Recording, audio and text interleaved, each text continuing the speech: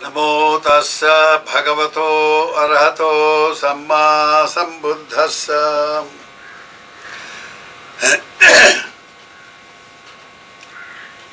The subject of the discourse today is Indriya as the creator of destiny. Indriya means the controlling faculties that determine our actions here and now and hereafter. That is to say, determines our future also. Now, how that happens? Now, the question arose, suppose we didn't have these indriyas. First of all, the material parts of the bodily parts as indriyas, like eye, ear, nose, tongue, body and mind. These are the 6 indriyas. 6 controlling faculties. They control our actions here and now, control our destiny hereafter. So unless we know them, how they function, we will have no control over them, we will not know how to handle them. And if we don't know how to handle them, then we become the servants, they are slaves. So ad infinitum, you see, we keep on perpetuating this samsaric existence. Because indriyas, as controlling mechanism, they perpetuate. Now, let's start with an imagery. Let us say that if we did not have any of these 5 material indriyas, bodily indriyas, we didn't have eye, we didn't have ear, we didn't have nose, we didn't have tongue, we didn't have body. And then we didn't have mind also. Now what we will be like? We will be like vegetables, brinjals and cucumbers and things like that. We'll just vegetate, there will be nothing, but life will have no meaning whatsoever. So indriyas give life what it is. And indriyas open up the world for us. If we did not have these indriyas, we will not know what the world is. And by not knowing the world, there will be no knowledge whatsoever. The source of knowledge is interaction between the inner world and the external world. Now, the eye has its counterpart in the form of visible objects. So when we have eye, we are in contact with the visible objects, with the external world consisting of objects, visible objects. Similarly, after all, the external world can be also, brought under these 5 different types of physical phenomena. Now, the external world consists of what can be seen, or what can be heard, or what can be smelled, what can be tasted, what can be touched. And the mental world, and the mental objects, concepts, ideas, imaginations, thinking, those things, and all these processes. Now, indriyas are the place where all these, this knowledge about the world appears. And so how that happens should be really clearly understood, and how we can turn these indriyas into a great spiritual instrument to create a new world here and now and hereafter. Because what the future future will be depends upon what we do now. Our present conduct and activities will determine what we will be in the future. And this present conduct will depend very much on how we deal with the Indriyas. Now, for instance, here we see an object, a visible object, and we are attracted by it. We like it, and then once we like it, we like to enjoy it. And when we want to enjoy it and we begin to enjoy, what happens? The mind is defiled. Craving occurs, greed occurs. All these mind defiling factors occur. Once that happens, you see, craving leads to automatically to attachment, to clinging the object. What you crave for, you cling to it. And once you cling to it, then that becomes the source for actual involvement with volitional activity. Karma begins there. So long there is craving, so long there will be karma. That is why it is said, the root cause of all suffering in the world is craving. That is the second truth, noble truth, is craving. And craving generates upadana, clinging, that is to say attachment. You become attached to what you crave for, and then it leads to generation of karma. You become what you want to be. So karma, if you look at it, you see, with wisdom you will see, it is bhava. You see, upadana pachaya bhava. You see, dependent on attachment or clinging to objects. You see, there arises bhava, becoming. Now, becoming is twofold.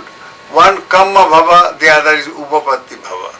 Kamma means plain volitional activities.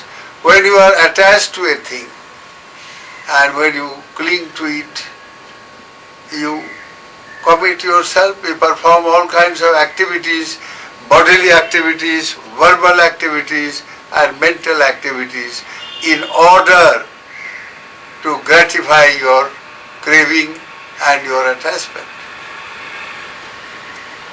So this way, by, you see, just not having control over the Indriyas, craving generates and thereby action, karma. So karma, the process of, the karmic process starts with actual commitment, actual commission or performance of good or bad deeds. You see, verbally, bodily, verbally and mentally.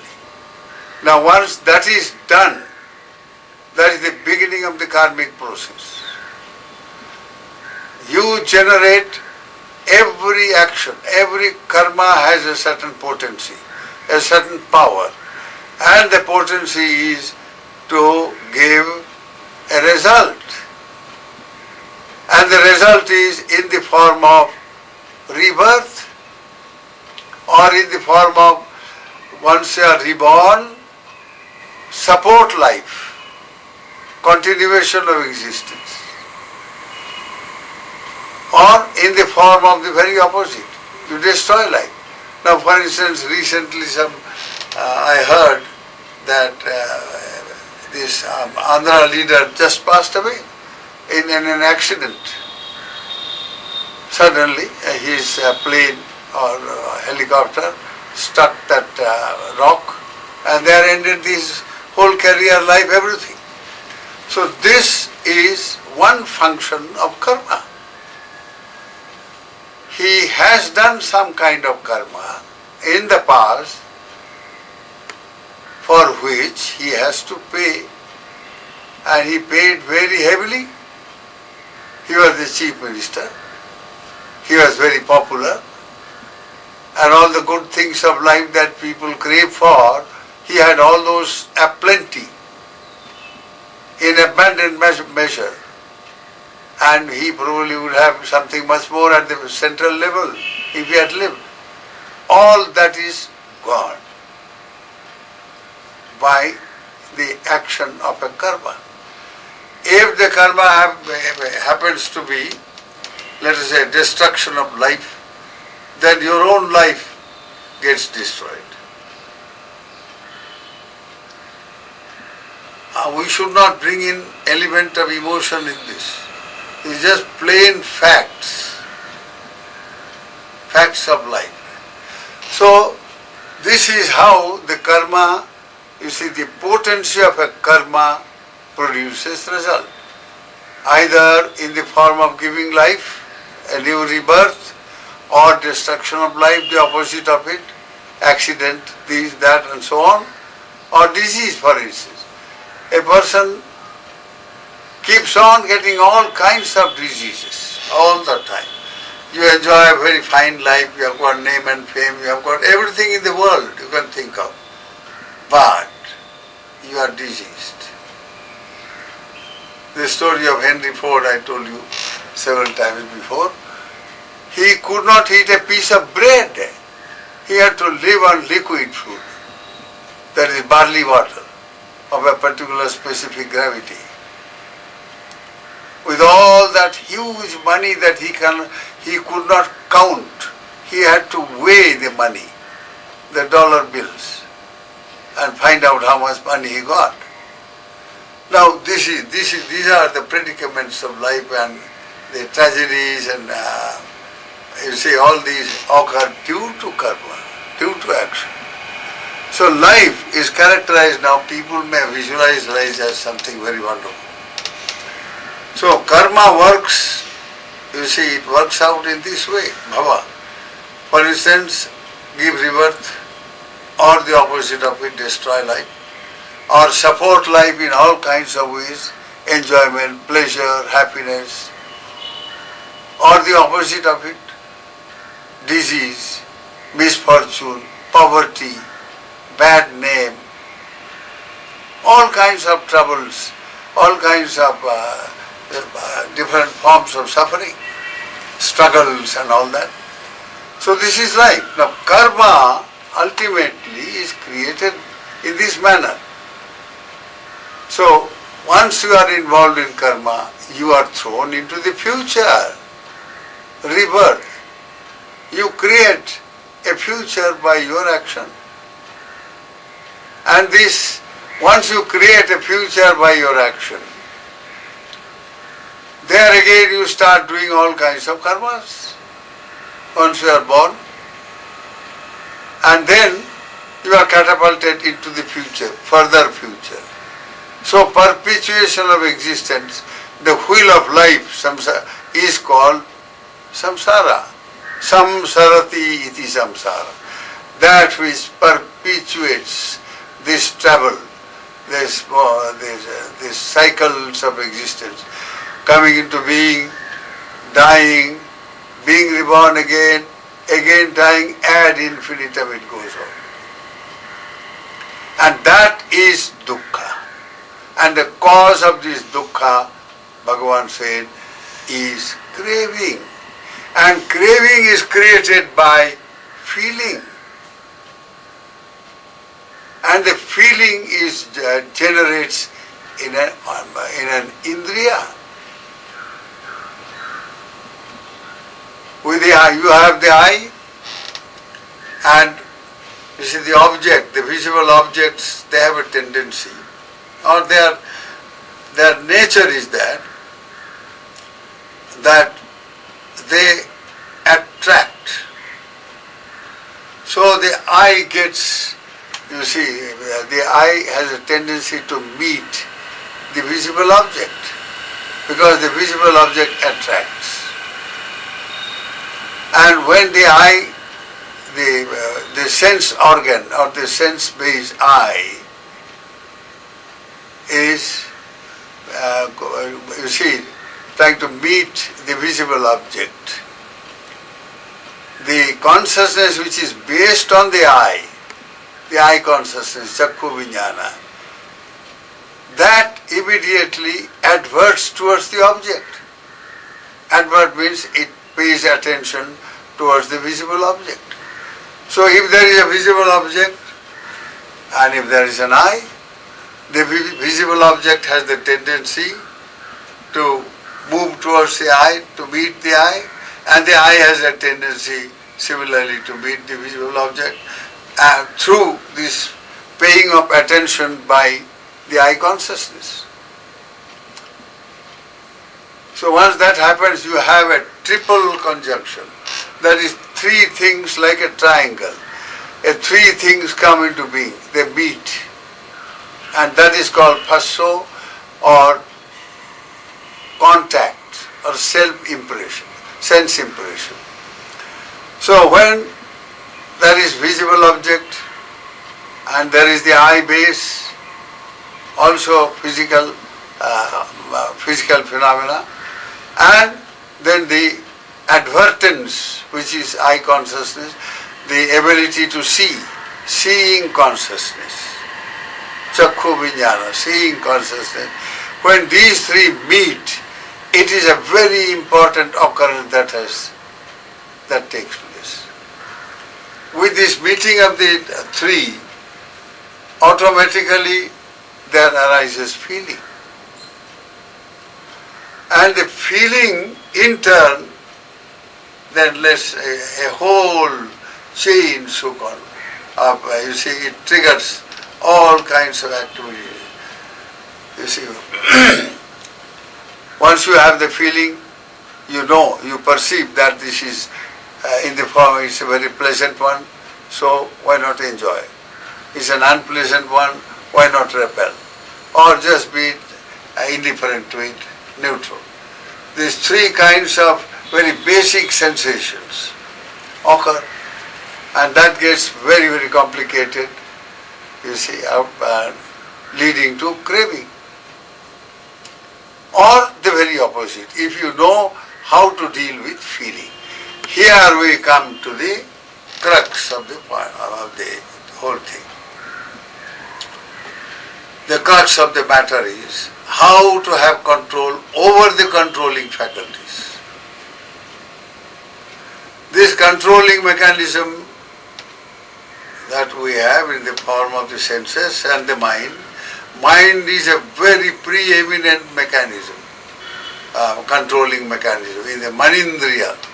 Because what you see is with your eye, very good. Then the same thing what you have seen with the eye gets perceived by the mind. The mind, memory comes in. Perception has to deal with memory and identification and things like that, and interpretation. That what you see with the eye, that is interpreted by the mind.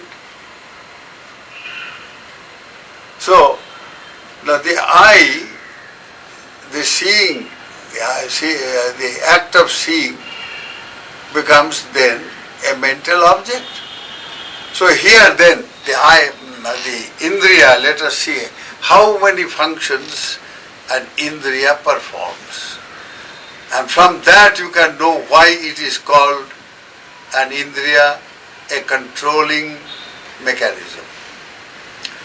Now for instance, the eye is a base for consciousness. Now suppose somebody asks you, well, you have got a mind. Yes, I have a mind, otherwise I will be vegetable.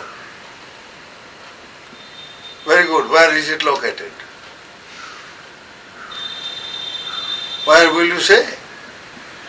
Oh, it is located everywhere in the body. Or everywhere, somewhere. We don't know where it is, but it's there somewhere. No. A knowledgeable person will not talk like that. He will say they are based on the senses, bodily, the physical senses, as well as on the mind as a sense. Mind has many, many roles. It puts on many hats. all kinds of functions it performs. So, this what you see becomes a mental object, becomes a memory. Once it is a memory, then it can occur to your mind 100 times, 1,000 times, 1,000,000 times. Just the same thing. Now you say, you have met a friend. You saw somebody walking on the road and you have been walking yourself. You recognize, hello, that friend you meet. Then you have some discussion on something you have read in the newspaper. Now both of you mightily disagree. You see? So this disagreement grows into argument. And argument later on ends up into fistication. That means you hit each other. So you have committed with this meeting, through this feeling, that hello friend, you like the, it all started with a feeling. He's a friend, eh? So you started with that and you ended up by quarreling and fighting, committing a karma. Okay. Now that is just this event today, one thing has happened, you forget about it, you say, okay, never mind, oh, this goes on, this is a part of life, and so forth. You have the ability to forget, that also is a part of perception mechanism. To remember and to forget. That's part of perception and memory. Just as temperature does not mean only heat, it also means cold. Coldness. The two aspects, the two, you see, dichotomy, the two of the same phenomena. So here, you have forgotten and all that.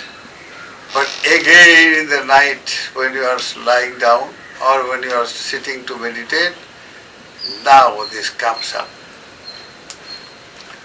You mentally see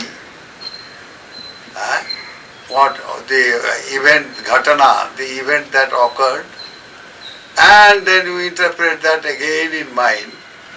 He says, he is a dummy, he is a fool, he is this, he is that, he doesn't understand. Okay, go ahead and have another row with yourself. A big row at that. And each time you remember this kind of same thing, each time you fight with yourself, within yourself. That means you are repeating the same karma again, again and again. And this happens in life, without, infinitely it goes on, with hundreds and thousands of all kinds of karmas. That is how a being is a slave of his karma. And the karmas, each time you have reinforced a certain karma by remembering it, you have reinforced the potency also. The potency, once it is, spent, it's spent, then a spent force, then the potency has no meaning. But until that happens, the potency can produce a result. And if that potency gets nicely, reinforced like this, by every time you remember about the event, every time you commit the karma, every time you intensify your potency of the karma. What end? So the end is in either of these. It will come out in the form of rebirth or supporting life, or in the form of counteractive, that is not supporting but obstructing, happy life, you obstruct instead of support, or the other is destruction of life. These are the four functions a karma will have. That is how. Janaka, Upathambhaka, Upapilaka, Upaghataka. It comes, you see, the karma results in the form of Janaka karma, something which reproduces, reproductive mechanism, that means rebirth into a new form of life in future. Or supportive, Upathambhaka, it supports a life which you have already gained through rebirth. Or the other way, it obstructs all the good things that you can enjoy as a human being. It obstructs, it creates all kinds of misfortunes and troubles and sufferings. Or destruction, upaghatakam, that which destroys. So these fourfold functions of a karma must be understood. And all that occurring through the instrumentality of Indriya. Indriya is the instrument that gives rise to all this. Once you know this importance of Indriya, therefore, in this way, then you cannot but be careful about the Indriya. Then you got to develop, train your mind in such a way that you have a handle over your Indriya. You can control, you control your controlling power, your controlling mechanism. That is where meditation on feelings come in. In the Satipatthana Sutta, Bhagavan Buddha has given very clearly indeed how to turn a feeling into a very positive and spiritually elevating process of training mind, developing mind, and transforming the mind through development, through training, and through purification of mind. Instead of defilement, now you set in a process of purification of mind. If you get involved in craving, in wanting, in accumulating, in greed, bas, all that you are having is perpetuation of samsara and dukkha. And if it is just the opposite, you contemplate on feeling. Don't allow your feeling to overwhelm your mind. By a process of training, a method of training. There are many methods of training the mind, and one method is training the mind through contemplation, you see, of feelings. Now, for instance, three basic feelings are there. There is a pleasant feeling, an unpleasant, an agreeable feeling or a disagreeable feeling, happy feeling or an unhappy feeling, or the neutral, neither of the two. These are three very basic types of sensations. And they happen automatically, you can't do anything, you can't help about it. You see an object and it's attractive, but it's a very pleasant feeling. Automatically it has happened. So while an object has fallen on the path of your eye, immediately if you develop mindfulness, seeing, and this object, if it is seen too much, if the details are gone into too much, then it will lead to craving. Once you know this, you sort of foresee what will happen if you take interest in that particular object. Once you become interested in that object, you are attracted more. You like more. When you like more, you want to gratify, you want to enjoy what you like. Enjoyment simply means craving. And craving this enjoy, you keep on enjoying, you intensify that craving. And that craving now leads to attachment and so on, and the karmic process which I have already discussed. So the good, the opposite is equally true. Instead, the moment you understand that what is the consequence that you have to face, if you indulge in this object and you enjoy it, what can happen? Just this plain simple question. Where will it lead? That is why in the sutta called Asava, Sabba Asava Sutta, in the Majjhima Nikaya, where Bhagavan has given 7 techniques of how to deal with these situations of life. So there are 2 things. That is what you call Manasikatabbang, Amanasikatabbang. There are objects which should not be attended to.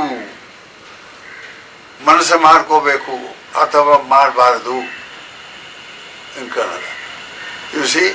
So, if you attend to that mentally, pay heed or pay attention, you get involved. But if you say no, the consequence will be this, either craving or all that. So why? Forget about it. So you turn your face from that object. See some other object, and you will see along with the turning of the eye, your attention from that object to something else, your mind also has changed. Your feelings also have changed. Automatically the feelings have changed. The new object will produce a new type of feeling. And that new object may be a mental object. You remember, let's say this fighting example. You remember that? Well, if you see that man coming up in the mind, and say, my goodness, I have fought with this fellow 100 times. No. You said, let me do some metta for him. After all, he was my friend. So you begin to practice metta on him. You say, may he be happy. Sukhino bhavantu. May I be happy by not hating him. Only if I am happy, then I can make him happy. So once you train your mind, avero bhavavi, sopi avero bhavatu.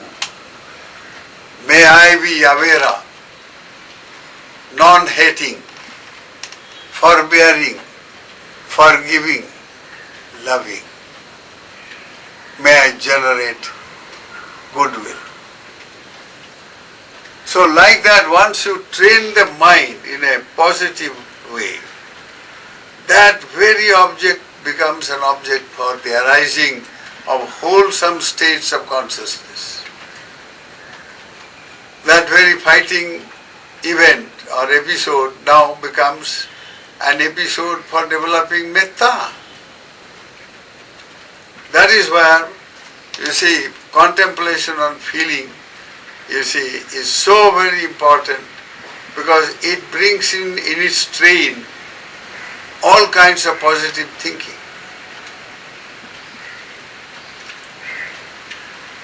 So today we leave it at that. We'll, I think, now take up how to train the mind in feeling contemplation. That will be the subject of the discourse next Sunday. May the blessings of Bhagavan, Buddha, his Dhamma and Sangha surround your lives with wisdom and well-being. May you all be enabled to understand the Dhamma and to practice it. Sukhino bhavantu.